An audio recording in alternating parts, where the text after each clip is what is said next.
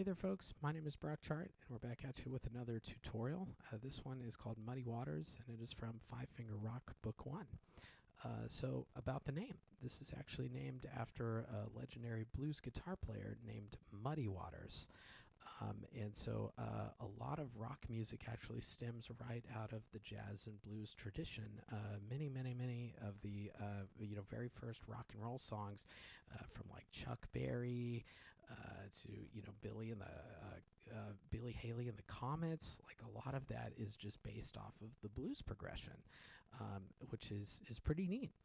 I thought it would be cool to kind of do an old school, like kind of bluesy rock sort of thing.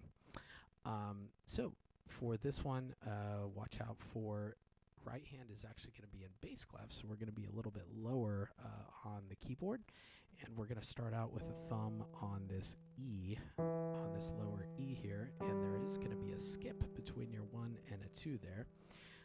But after you play that very first couple of notes there, then you're going to slide over with the thumb, and we kind of continue this third motion there, where it's all kind of parallel thirds there, and it's all played with your right hand. And so let's try that together. So again, we're going to be on the E with a thumb and spread out between a 1 and a 2 as a skip. And then for that next note, I'm going to slide that thumb over 1 and 3, 4, 2, and then we come back just the way we came. Something to be aware of, I've said a couple times in these videos, whenever we have a black key, particularly like a thumb or a pinky or a forefinger, those are kind of our shortest fingers in our hand. Whenever we have one of those on a black key, I like to go into the key bed a little bit more.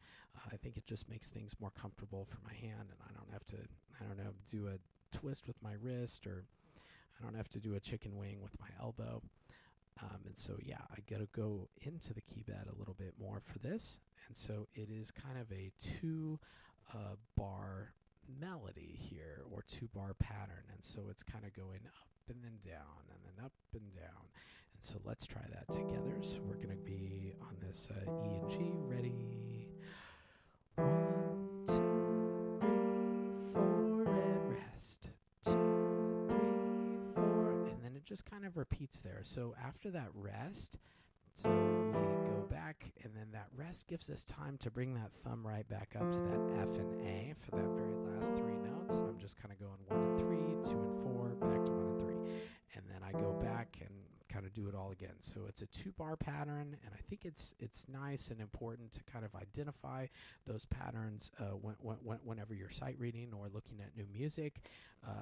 It kind of helps me like chunk it into like larger sections rather than just thinking like note, where everything is different. And it makes it a lot less scary, even for like more advanced pieces or professional pieces. A lot of those people do the exact same thing. So it just kind of helps make things a little bit less scary, and chunks it into bigger bites.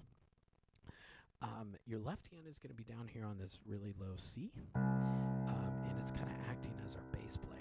And so we're going to go together, right, left.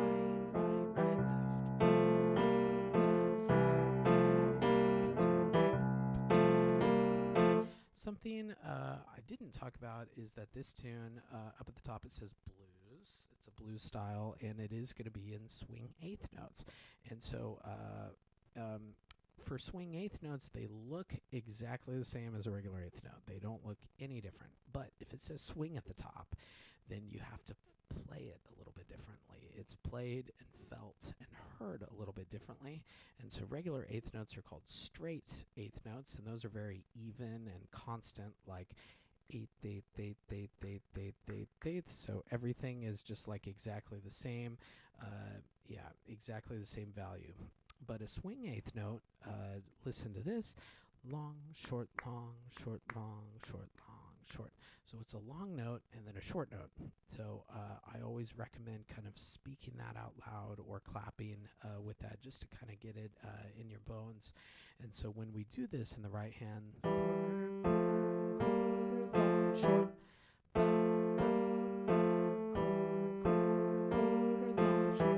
So I can do that with straight eighth notes, and it will sound a lot more lame. sound bad, but I don't know. Maybe I'm just a jazzer. But I would prefer the swing eighth notes in there. I think it's a little bit more true to how Muddy Waters would have played it, being a blues guitarist. So you can kind of hear that quarter, long, short. And then the pattern kind of continues. We do the pattern kind of in 3 different places on the piano, so we've already taken care of the first one. The second one, we're going to go up to an A and C in the right hand, and it's very, very, very similar fingering. I think it's actually the exact same fingering. The only difference with this one, I'm going to even go further in the key bed, because although I'm playing all white keys here, my next one is going to be a thumb on that black key. And so I'm going to have kind of 2 black keys in a row. I'm going to have a 1 and 3 on that B flat and D with a 1 and 3, and then my 4 and 2, C and E flat here. And so it's going to be the exact same rhythm too. So that quarter, eighth, quarter. And remember, like if you're a pattern person, the second measure of the pattern is always starting on the second note of the pattern. And what I mean by that, like at the very beginning, it's F and A. F and A is the second note of the pattern. Now, if you look at the very second measure, like measure 2, it doesn't start on E and G, does it? It starts on the F and A. So the second note of the pattern is the starting note of the second measure of the pattern. So if you're a pattern person, just kind of identifying those patterns can help out. And we're going to be doing a left hand F.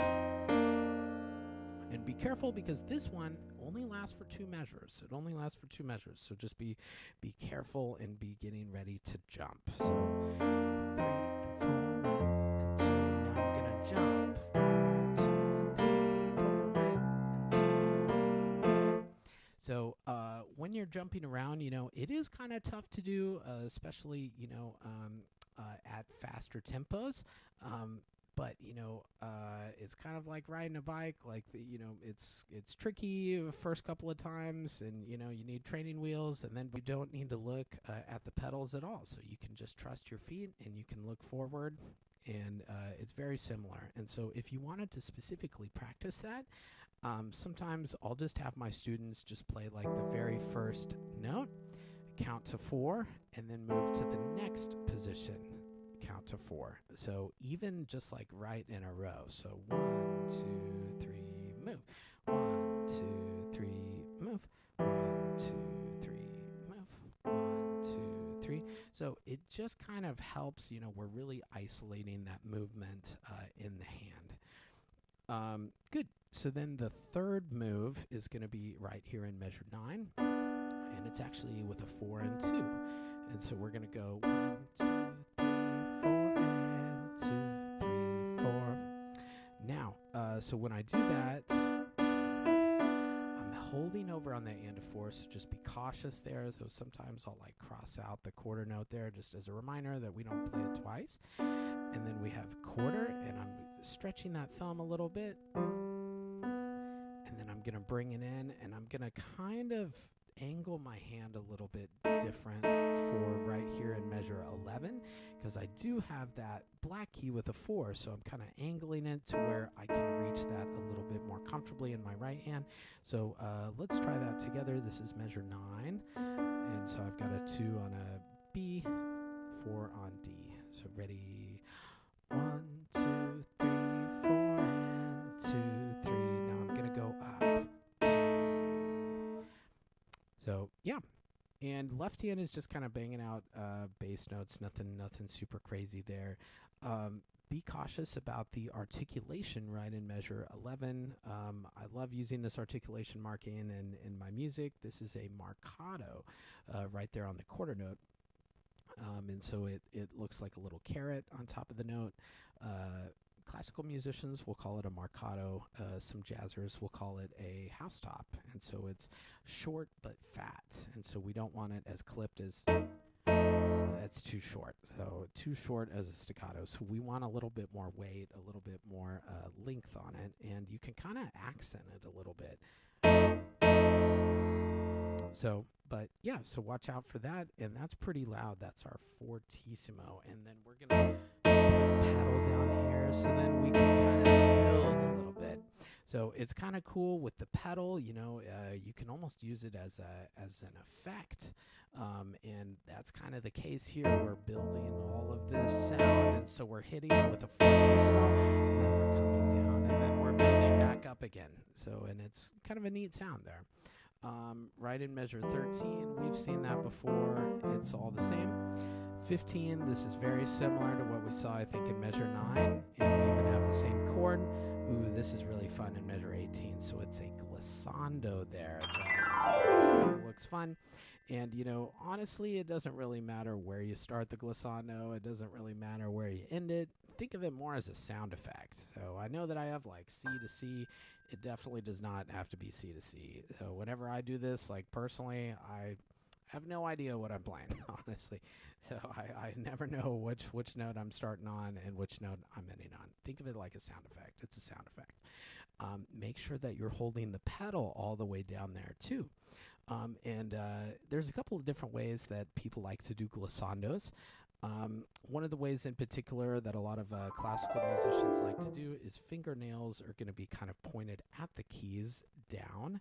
And so if I'm going to be doing it in the right hand, I'm going to be kind of going like this. And you do need to apply like a little bit of pressure, but it's to where, most of the keys are not hitting your fingers, but they're hitting your fingernails, and so it shouldn't hurt.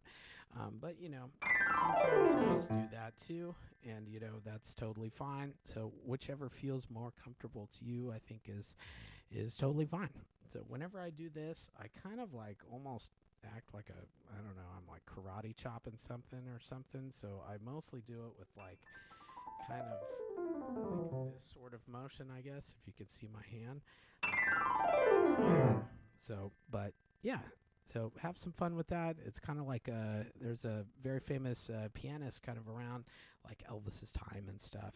His name was Jerry Lee Lewis, and he always had like Great Balls of Fire, and these things. So yeah, you can be Jerry Lee Lewis in this tune. So have some fun with that. Oh, it's always a blast. And then we have kind of back to the beginning, a little retardando. And then these are kind of another unusual marking. Right here in 21, we've got these like thick, solid black lines. This is called a tremolo, and it's just like I'm going to play. I'm not even going to count here. I'm just, I can play this as fast as I can. And I just kind of hold the pedal down there. And, this is like at the end of the tune, like your guitar player, with all the strings, and just everybody's kind of going crazy, and then the drummers fill in, and it's just like setting us up for a really, really big note right in 22. And so, yeah, those are called tremolos. And if you wanted to, you can practice even hands alone, just doing quarter, quarter, quarter, quarter, and then speed it up a little bit to eighth notes, eighth, eighth, eighth, eighth, and then 16th, and left hand is doing the exact same thing, and they don't need to be lined up at the same time. It's a sound effect. Okay, but yeah, so, have some fun with that, and then big note. So, but yeah, hope you had some fun with this, and I hope that this video helped you learn it. So thank you so much for tuning in. I'll see you in the next one.